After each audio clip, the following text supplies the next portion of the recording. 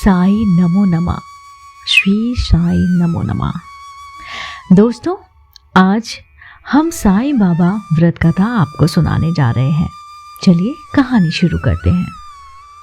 सालों पहले एक गांव में कोकिला और महेश बाई नाम के पत्नी रहते थे। उनका जीवन सुख के साथ बीत रहा था। दोनों में प्रेम और स्नेह भी बहुत था। लेकिन कभी कभी कोकिला के पति महेश गुस्से में पत्नी से झगड़ा कर लेता था।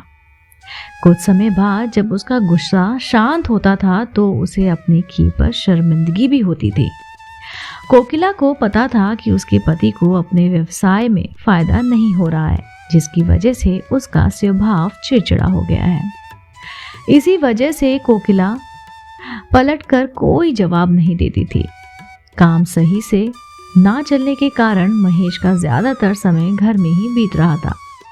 उसकी पत्नी बड़ी ही धार्मिक स्वभाव की थी। घर में खुशियां लाने के लिए वो धर्म कर्म करती रहती थी। एक दिन की बात है। एक दिन दोपहर के समय उसके घर में एक बूढ़े महात्मा आए।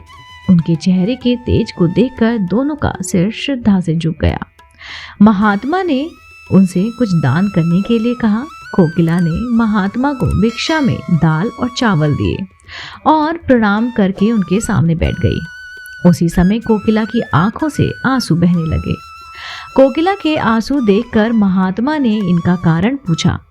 जवाब में कोकिला ने अपने घर का सारा हाल बता दिया।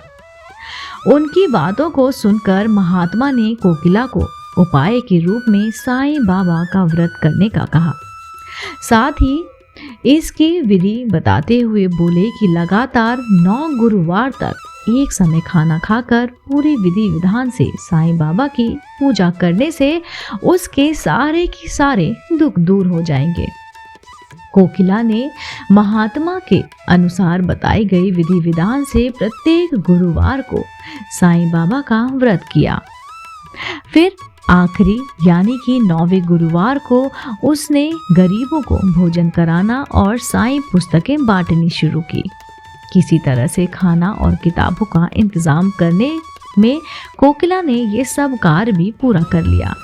जैसे ही ये सारे कार्य संपन्न हुए, कोकिला के घर में होने वाले झगड़े और महेश भाई के कारोबार में आई अड़चनें दूर हो गईं। अब दोनों पति पत्नी सुख से अपनी जिंदगी जी रहे थे। एक दिन कोकिला की जेठानी और कोकिला आपस में घर परिवार से जुड़ी बातें कर रही थी। उसी समय कोकिला की जेठानी ने उसे बताया कि उसके बच्चों का मन पढ़ाई में नहीं लगता और वो स्कूल की हर परीक्षा में फेल हो जाते हैं। जेठानी की बातें सुनकर कोकिला का मन भी भर आया। उसने तुरंत साईं व्रत के बारे में अपनी जेठानी को बताया। पहले कोकिला ने अपने घर का किस्सा सुनाया कि वो कितने परेशान थे और साईं बाबा की कृपा से आज कितने सुखी हैं। उसके बाद कोकिला ने अपनी जेठानी को पूरे 9 गुरुवार साईं व्रत करने को कहा और विधि विधान से उनको विधि भी बताई। कोकिला की जेठानी ने ठीक वैसे ही किया और कुछ ही समय में उसके जीवन का संकट भी दूर हो गया। उसका बच्चा पढ़ाई में मन लगाने लगा और उसके अच्छे अंक भी आने लगे। दोस्तों, हमें कहानी से क्या सीख मिलती है?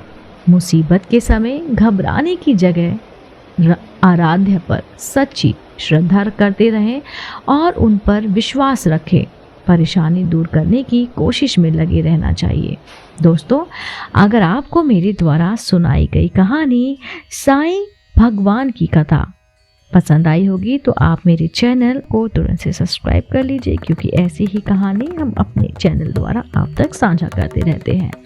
आप देख रहे थे आपका अपना पसंदीदा YouTube चैनल